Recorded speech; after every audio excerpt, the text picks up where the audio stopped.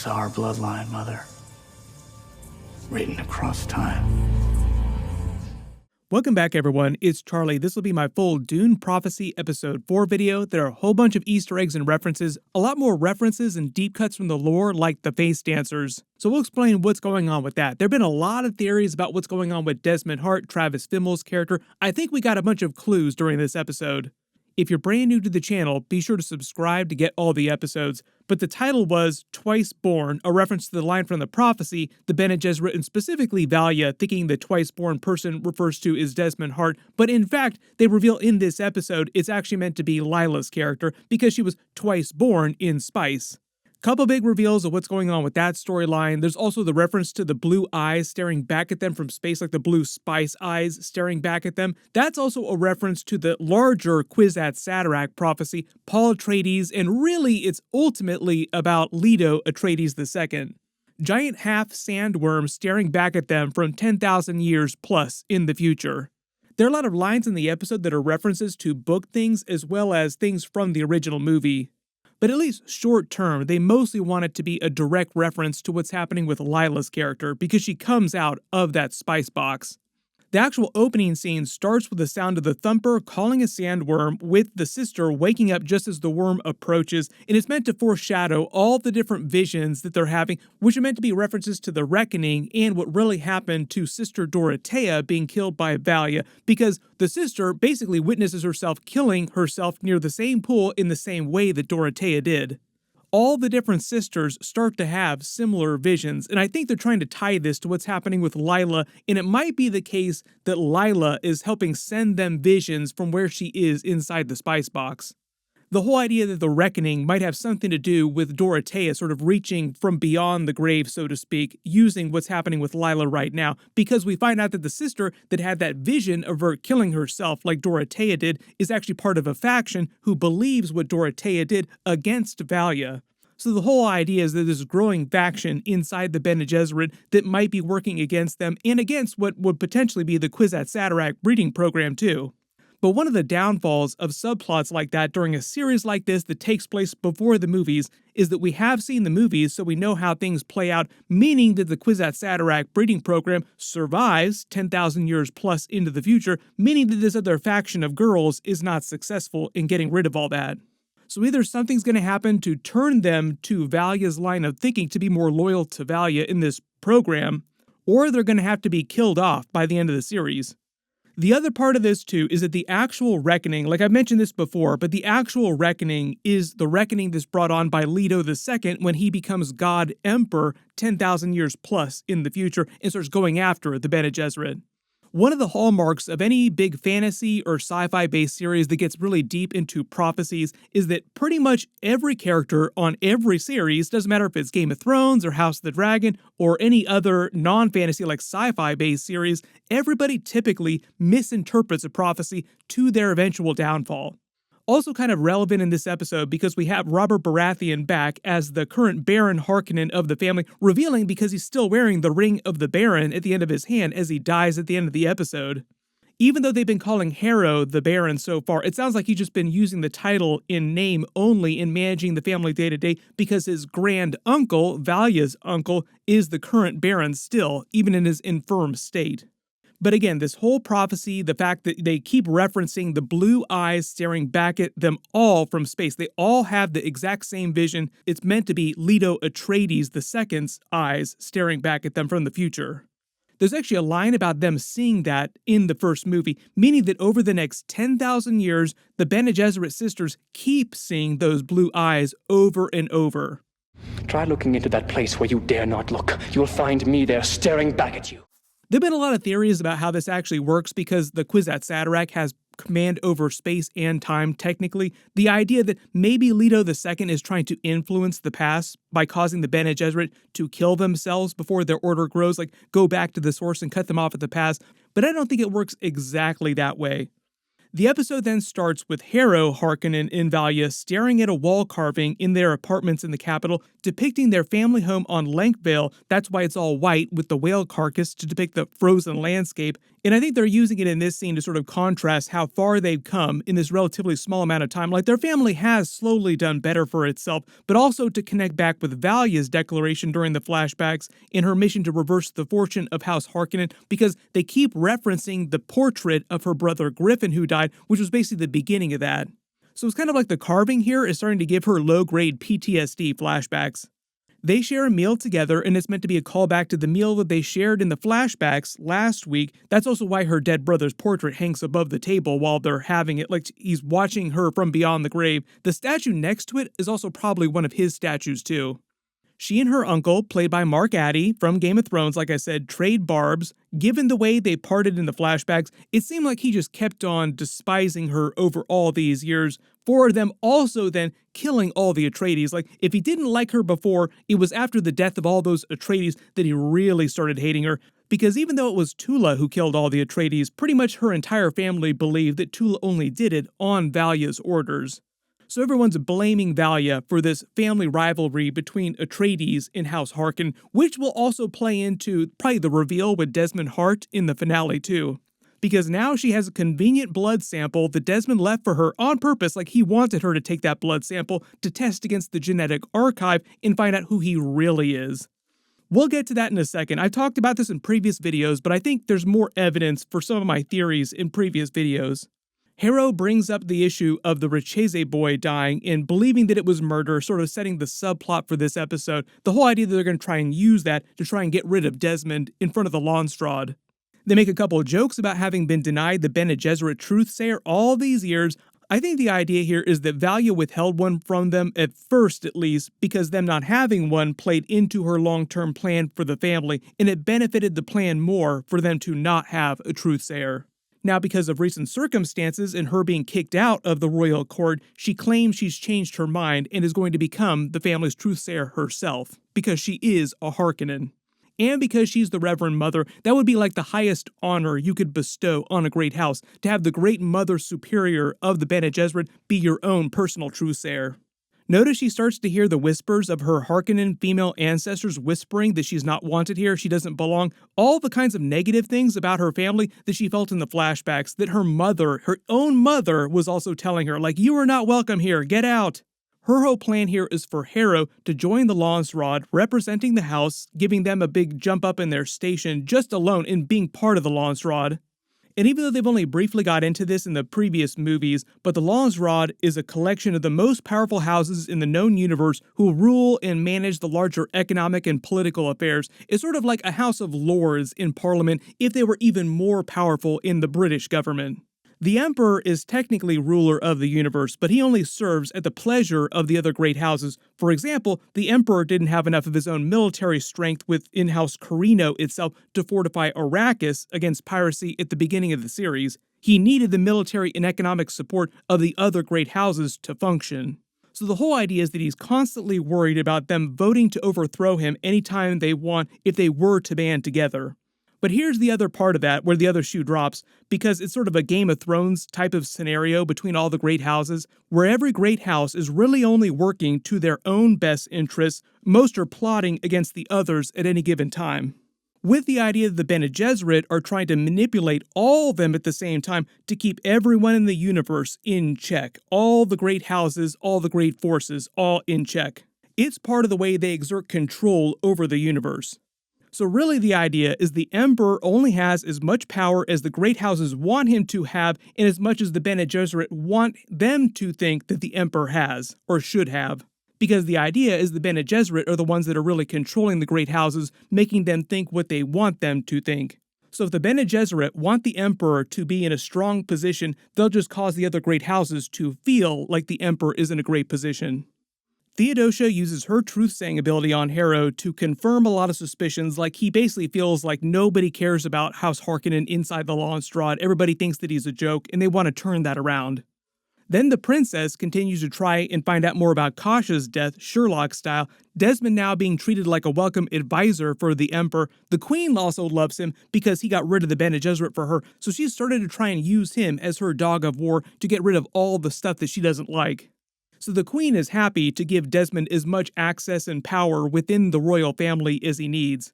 Then even though the Emperor tries to play this off like it's not a big thing, like, no, I don't know what you're talking about. We don't know how this boy died. There's a lot of rumors out there. We'll try to figure out what's really going on. Desmond just flat out comes out and says, no, I didn't kill him. I executed him because of his treasonous act of using the thinking machine.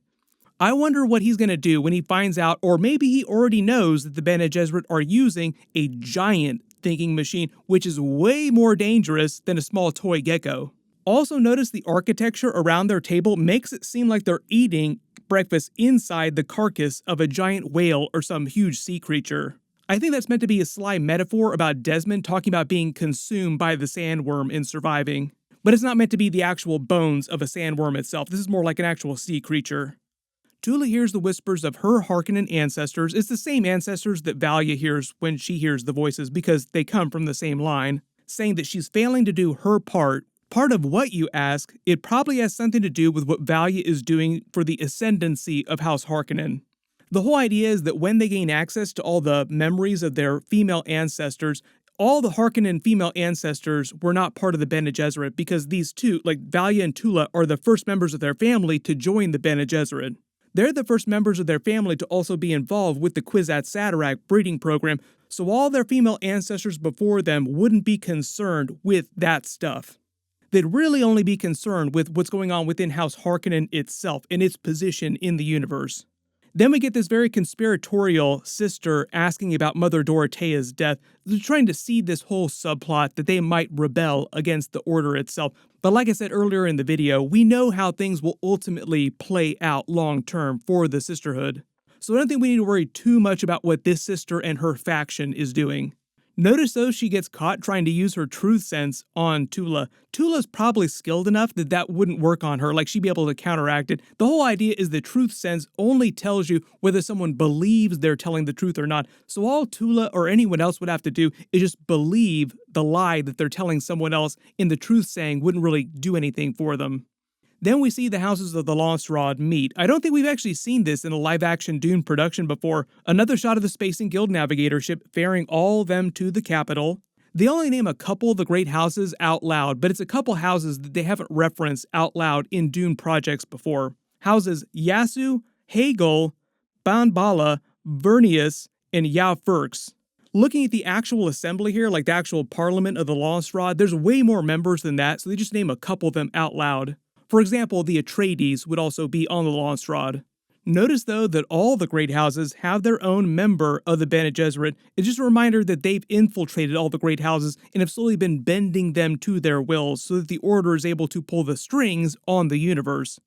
We see Desmond reading from an old Bene Gesserit paper book. Remember, the Bene Gesserit talked about the use of actual physical paper books this far in the future because the Dune universe, like the Machine Wars and everything with Paul Atreides and Leto II, is in the vastly distant future of our own real-life universe. But the idea is that by this time, right after the Machine Wars, books are thought to be extremely rare and expensive, probably priceless. Very, very few people actually still use paper, like physical paper. But because he's the Emperor, of course he has massive wealth and can afford actual books. In the way the Emperor explains this, Kasha brought this Bene Gesserit physical book to give to the princess, probably, as part of her indoctrination. And we find out this is why Desmond is ripping pages out of it and burning it. Like he's burning this priceless book. Even if he does hate the Bene Gesserit, it's still a priceless book, so you still cry about him burning a book. It's a little bit like the orcs burning the ancient and priceless library of Eregion, knowledge that they wouldn't be able to actually get back. But the idea is that Desmond is trying to get rid of the Bene Gesserit, so he doesn't care if this knowledge is lost. Desmond's quote, "What you seek is seeking you," is from a real-life poet, like our own real life, called Rumi from Real World Earth History. And it basically means whatever you're seeking, it's you. Like the idea that you find your own true self through introspection, which I think is meant to call back to what's happening with Lila right now inside the spice box. Desmond reading then burning the page also is probably a clue to him secretly being someone else, like his true self is someone else, like he's just using the Desmond Hart name. His real name will be revealed, probably at the end of episode 5 or episode 6. He tries to get the Emperor to get rid of all Bene Gesserit from the Great Houses, but the Emperor is saying that all the Great Houses might band together and overthrow him because they wouldn't be able to tell whether he's telling the truth or not. Like, that's the whole idea why they love the Truthsayers so much, because it makes them feel like they can tell whether the Emperor is lying to them or not, or other Great Houses when they're making economic deals. When he says his father, the previous emperor, was respected and feared by all the Great Houses, the first emperor of the known universe was his great-grandfather. Just to give you an idea for how many emperors have come and gone since the Machine Wars, currently he is number 4. When he says his forefathers battled Titans, it's also an ironic statement too, because the Titans technically were the progenitors of a lot of these Great Houses, because the Titans were humans themselves at one point. One of the big characters that they keep referencing on the series, which I also think might wind up being who Desmond Hart really is, Vorian Atreides, is the son of one of the most famous Titans in Dune history. What happened is the Titans became rulers of the known universe, like very powerful people in their own right, but then turned to despots, then eventually turned themselves into cybernetic beings, like brains in giant machines called Cymex, as a way to become immortal and rule forever. They were eventually overthrown by Ominous, the leader of the thinking machines, which led to the actual Machine Wars.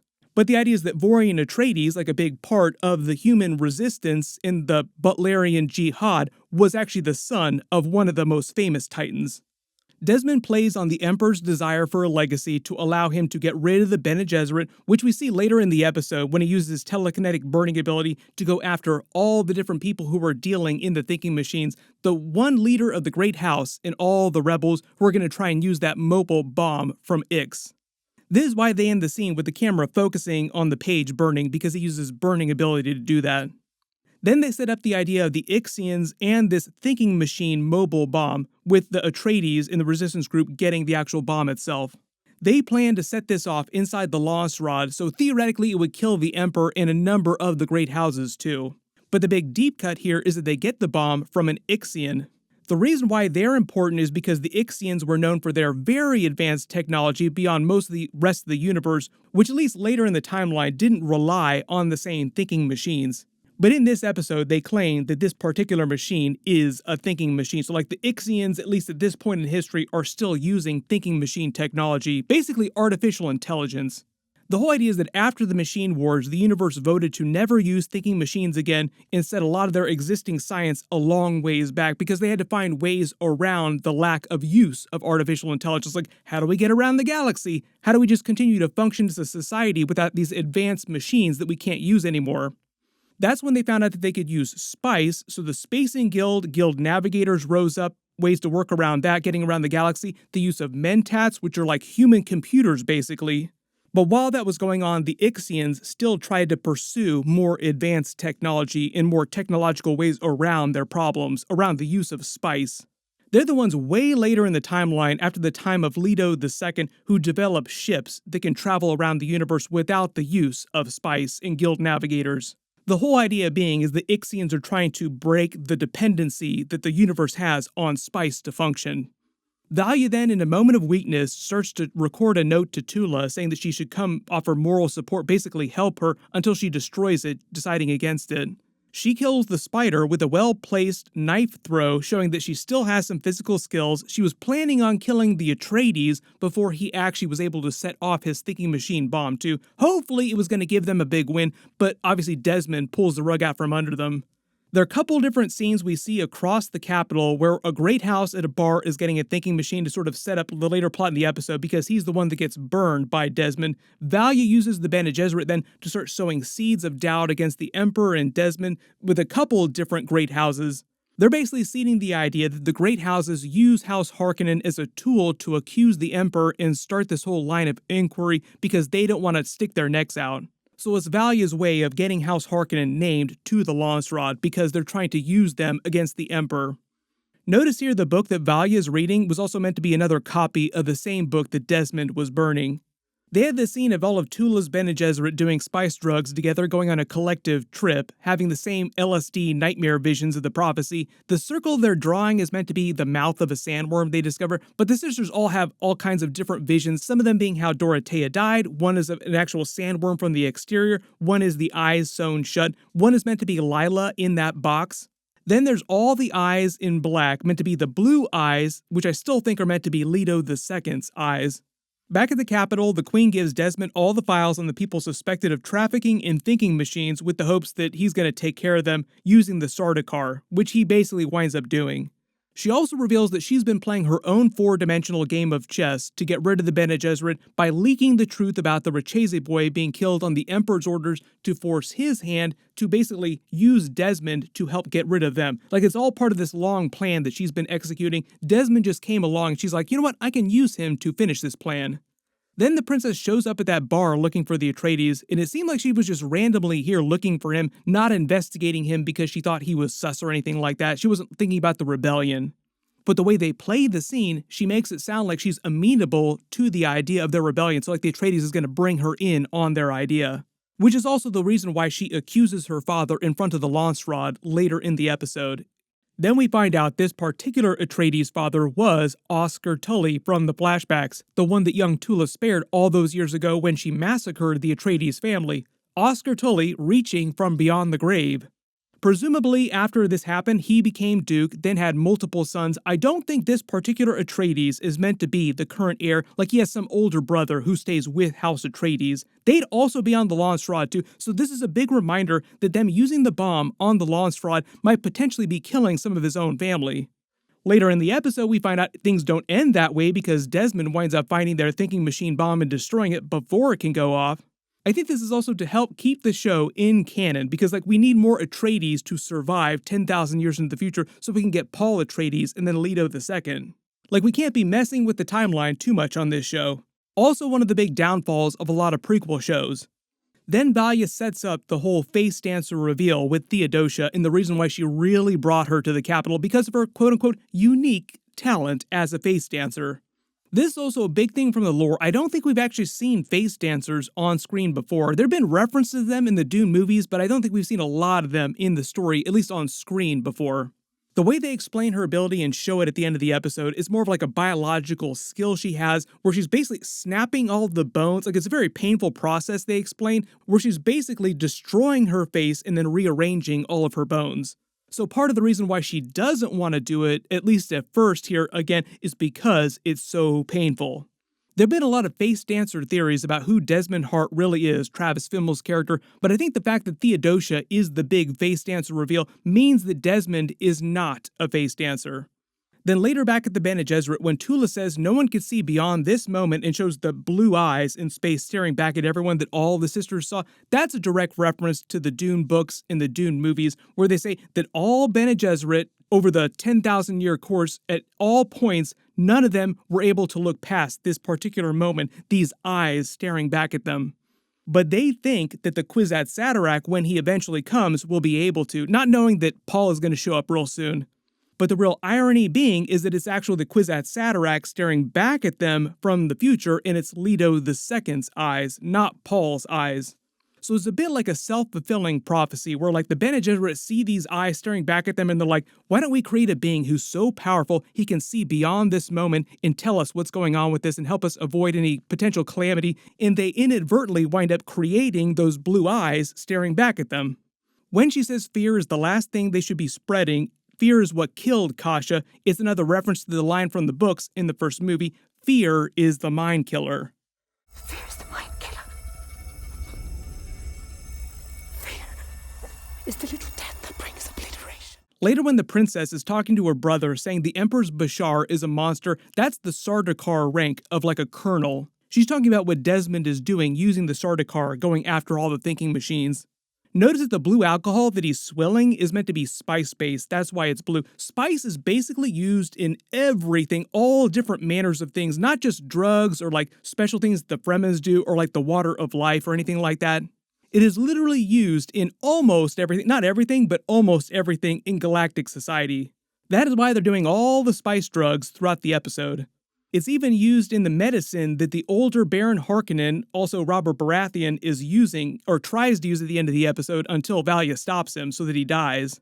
Then they start the meeting of the Landsraad with Baron Harkonnen trying to accuse Desmond and the Emperor. Conley is meant to be part of the way the Great Houses resolve their grievances. They reference it during the events of the movies, too. But then the princess steals all their thunder before Valia's plan can come to fruition, accusing the Emperor and asking for the inquest. Side note though, this also spares the Harkonnens from a lot of the blowback if it goes badly for the princess after this accusation.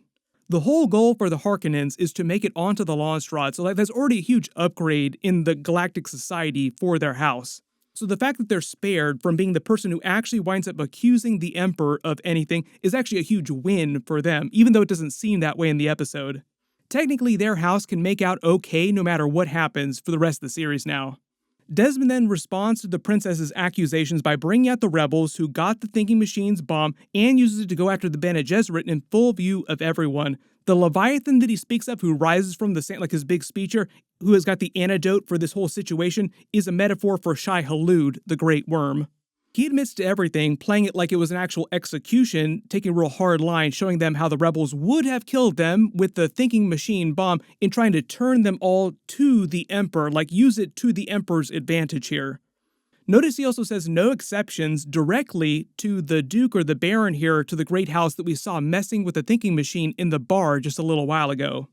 Also set up the idea that after he asks the Emperor's permission, uses his telekinetic burning ability to burn the rebels and this particular great house in full view of everyone.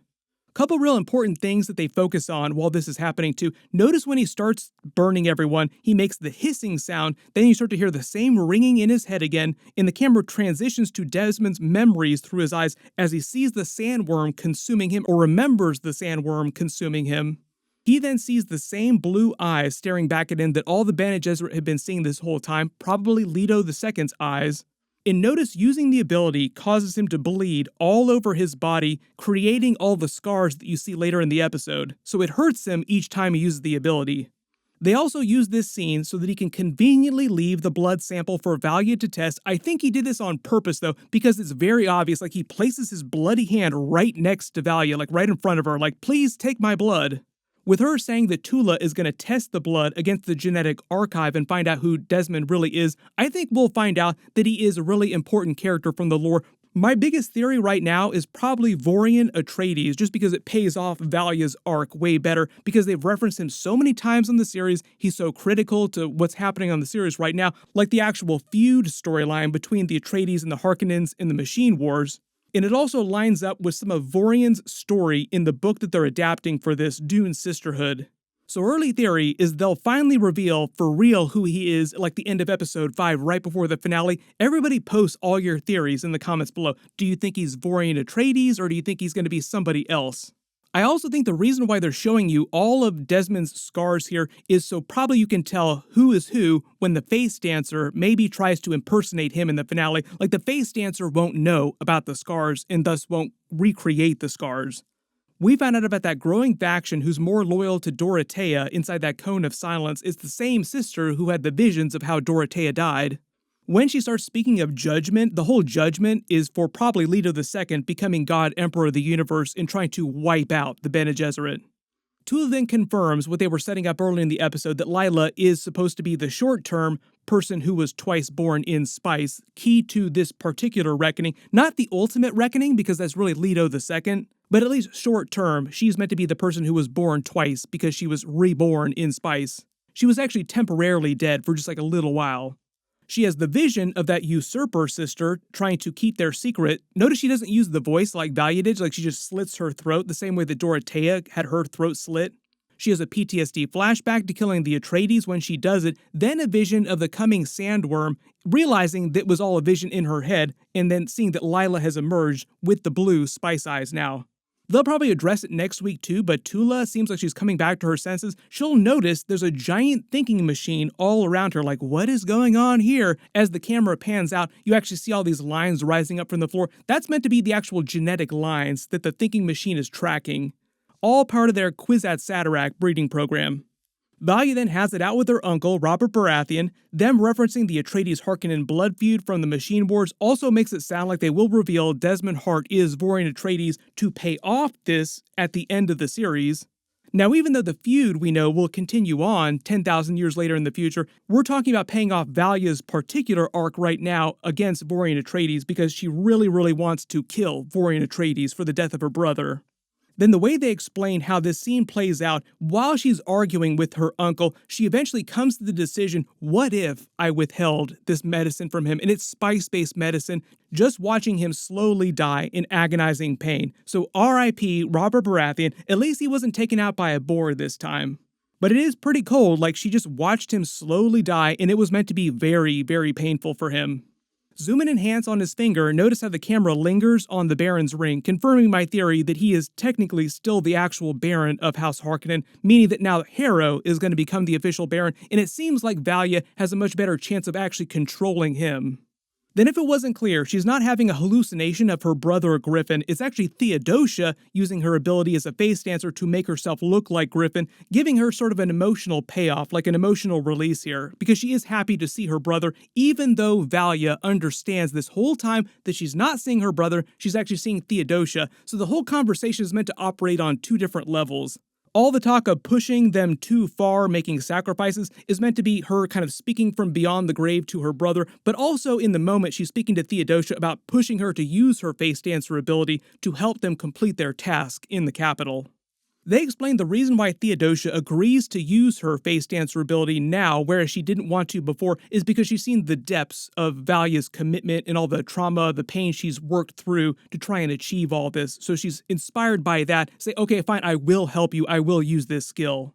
When you hear all the bones snapping and she's changing her face again at the end of the episode and they go out, they make it seem like she's going to change herself into what looks like the princess first, but I'm guessing she's going to change herself into a couple different appearances and characters throughout the last 2 episodes.